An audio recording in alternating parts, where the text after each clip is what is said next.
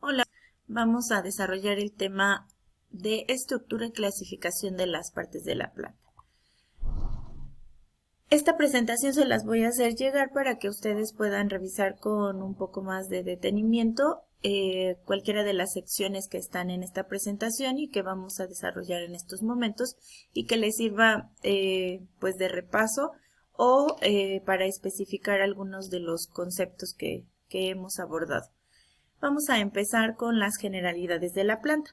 Si bien nosotros conocemos a las plantas como estructuras vegetales, organismos de origen vegetal, estas plantas están integradas por diferentes estructuras, cada una con una especificidad especial que las hace caracterizarse, pero también diferenciarse unas de otras o con los tejidos de origen animal. Y hay mucha confusión cuando hablamos de lo que se puede consumir de una planta. Todo lo que se puede consumir de una planta se le llama hortaliza. Sin embargo, aquí hay que hacer un paréntesis y decir que no todas las partes de la planta pueden ser consumibles, no porque no las pueda digerir nuestro cuerpo. No es eso, sino por su posible toxicidad. Por eso es que hay que saber específicamente cuáles son los nutrientes que contiene, cuáles son los componentes químicos que contiene una hortaliza para determinar si se puede consumir o no, pero no porque no lo podamos digerir. Todas las partes de la planta se pueden digerir porque todos son componentes biológicos. Entonces, ahora, ¿qué podemos obtener de una hortaliza que sí se pueda consumir y que obviamente tengamos específicamente atención en cuáles son esos componentes y qué es lo que nos van a otorgar?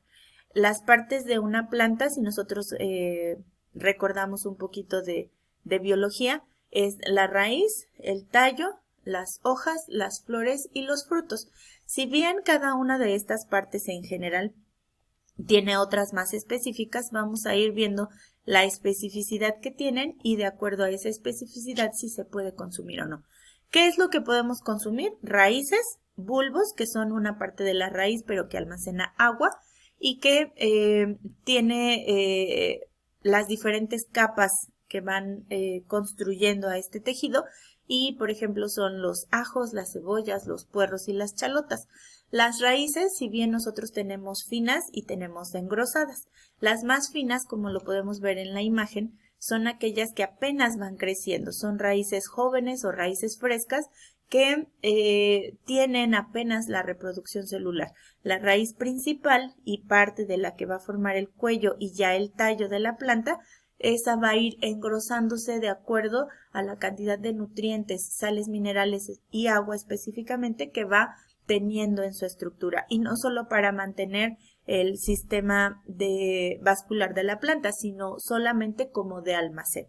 Entonces, esas hortalizas son las raíces. Cuando cambia la estructura de la raíz y se va engrosando, hablamos de que ya no hay solamente agua como en los bulbos, sino que ya hay otros nutrientes. En el caso de las papas, que son los tubérculos más conocidos, tenemos ya la fabricación y almacén de almidón. Y entonces ahí tenemos el primer sistema que almacena nutrientes.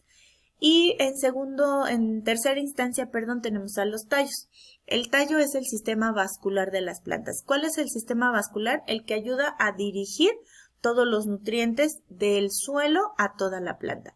Es como si fuera, en una analogía, la sangre de nuestro cuerpo. Nos va a ayudar a nutrirnos y nos va a ayudar a eliminar también compuestos que no se desean tener o que no son funcionales para el organismo vegetal. Siguiente tenemos a las hojas, que son los órganos que elaboran los carbohidratos presentes en las plantas y nosotros conocemos de mejor forma a las hojas como aquellos productores de la fotosíntesis. Esos órganos productores de la fotosíntesis también tienen diferentes estructuras, las vamos a ver un poco más a continuación. Otra parte de la planta muy conocida, pero que para la alimentación no es tan utilizada, son las flores. Las flores son los órganos coloridos de las plantas y están disponibles para madurarse constantemente porque tienen los órganos reproductores de la planta. Y entonces hay flores que se presentan con color y flores que se presentan sin color o el color permanece verde como el resto de la planta y se llaman inflorescencias, como el brócoli es una de esas inflorescencias y la coliflor pues obviamente sí hay un cambio de color y la jamaica que también es considerada como un alimento muy rico en nutrientes y con una intensidad de pigmentos mucho mayor. Entonces, a raíz de las flores vamos a obtener los frutos, que son los ovarios maduros con las semillas y tenemos diferentes tipos de estos frutos. Ya vamos a ver la diferencia con las frutas porque muchos hacemos el énfasis en que las frutas son todos estos ovarios maduros y no necesariamente. Ahorita vamos a ver la gran diferencia que hay. Y finalmente tenemos las semillas que están presentes en el fruto madurado y que nos van a ayudar para poder hacer la reproducción sistemática de ese organismo vegetal. Bueno, tenemos aquí en esta presentación, ustedes se van a poder ir a las diferentes estructuras si damos clic en estas secciones y si no, nosotros podemos continuar normal con la presentación. Cuando hablamos de esta composición de las plantas, vamos a ver que el conjunto de células que se van a unir para formar esa planta se llama tejido. Ese tejido celular de las plantas constituye parte específica de las hortalizas. A nosotros como técnicos en producción de alimentos nos es muy fácil consumir o transformar estas plantas, pero tenemos que conocer el tejido que lo está conformando. El primero es el tejido dérmico o de protección. El tejido dérmico es la capa externa que tenemos en las plantas y nos sirve justamente para proteger de agentes extraños o de agentes que pudieran cambiar la estructura y composición de las plantas. La capa exterior que cubre a las diferentes estructuras que ya vimos hace un momento, el tejido epidérmico lo que hace es transpirar o permitir la transpiración de los organismos vegetales para poder hacer una nutrición específica y que el organismo vegetal pueda tener la correcta funcionalidad con sus estructuras totalmente adaptadas a lo que le ofrece el medio. Entonces, la epidermis está formada por una sola capa de células vivas y esas células vivas lo que hacen es generar la formación de la clorofila. Todo lo que sea color verde que nosotros podemos ver en una planta es el tejido dérmico. El siguiente tejido es el tejido fundamental. Ese tejido fundamental es el tejido que constituye casi la totalidad del cuerpo de la planta. Y entonces aquí nos hace una aclaración de las plantas jóvenes, ya que el tejido fundamental considera mucha estructura que nos va a ayudar a hacer el cuerpo de la planta. Dentro de ese cuerpo de la planta vamos a encontrar los tres tejidos principales que es el tejido parénquima, el tejido colénquima y el tejido esclerénquima.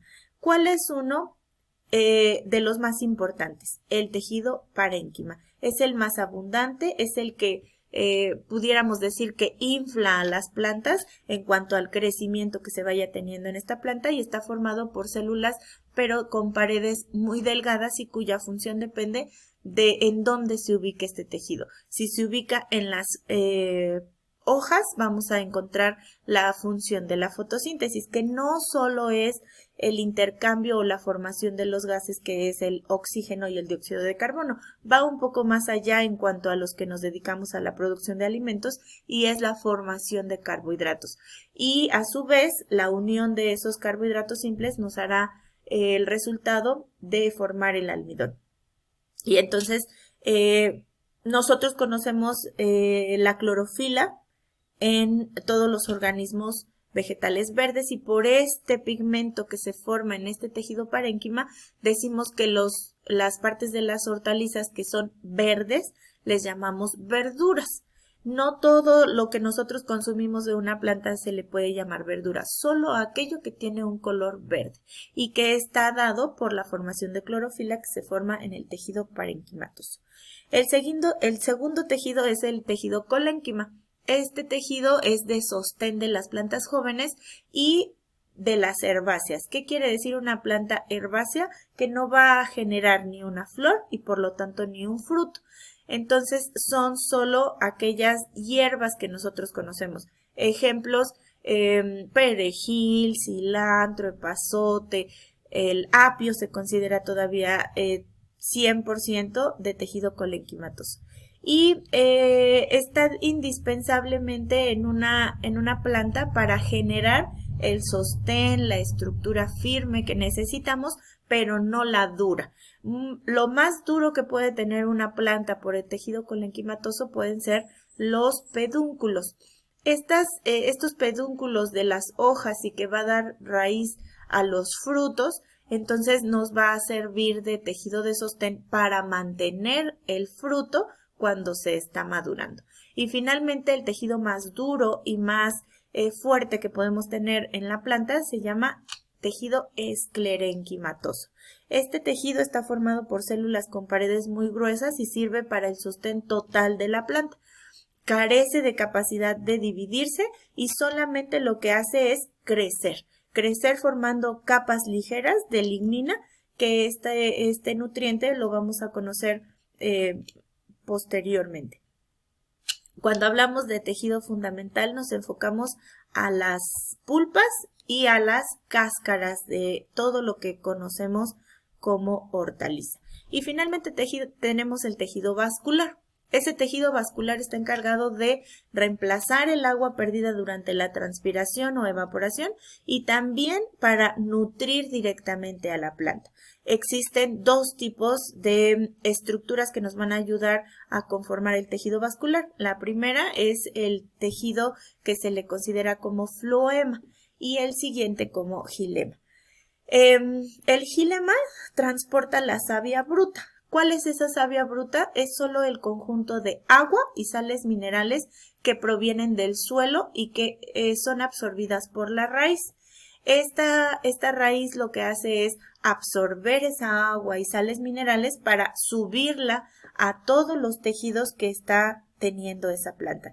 Y cuando ya esa agua va a las hojas, a las flores, a los frutos y arrastra todos los nutrientes que podemos ahora desarrollar en toda la planta, tenemos el floema. Digamos que el xilema sube los nutrientes a todas las estructuras de la planta y el floema transporta la savia elaborada. ¿Qué es esa savia elaborada? Ahora es esa sangre, digamos, de la planta, pero ya con todos los nutrientes que se pudieron realizar o se pudieron crear en las estructuras de la planta, como son principalmente las hojas, las flores y los tallos. Y entonces solamente es el sistema de transporte. Sin embargo, el sistema de transporte no solo va a transportar nutrientes, sino también algunas células que están ayudando a la planta a generar su metabolismo, crecimiento y reproducción. Estos son los tejidos más importantes. Aquí les dejo un video que les puede servir de complemento para que nosotros podamos tener esa estructura bien establecida y que nosotros podamos generar a partir de estos conocimientos la transformación de las frutas y las hortalizas.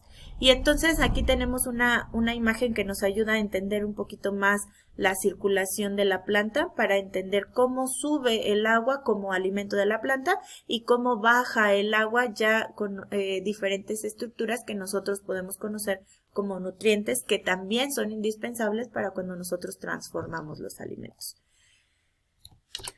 Continuamos con específicamente la hoja. Son los órganos de la planta especializados en captar la energía de la luz mediante la fotosíntesis y generar diferentes compuestos que nos sirven a nosotros como nutrientes en las plantas. Ahí vienen cada una de las partes de la planta. ¿Por qué? Porque como productores de alimentos tenemos que conocer las estructuras y tenemos que conocer las funciones que tiene cada una de estas estructuras. Si nosotros vemos aquí en la hoja, tenemos nervios que consideran justamente el producir los estímulos que la planta necesita para poder generar sus funciones vitales, el limbo que es toda la estructura de la hoja, el haz que es el frente de la hoja, digámoslo así, el embés es la parte trasera de la hoja, el ápice es la parte media de la hoja que nos va a ayudar a sostener esa hoja y generar todas las funciones que tiene en su estructura. El peciolo es como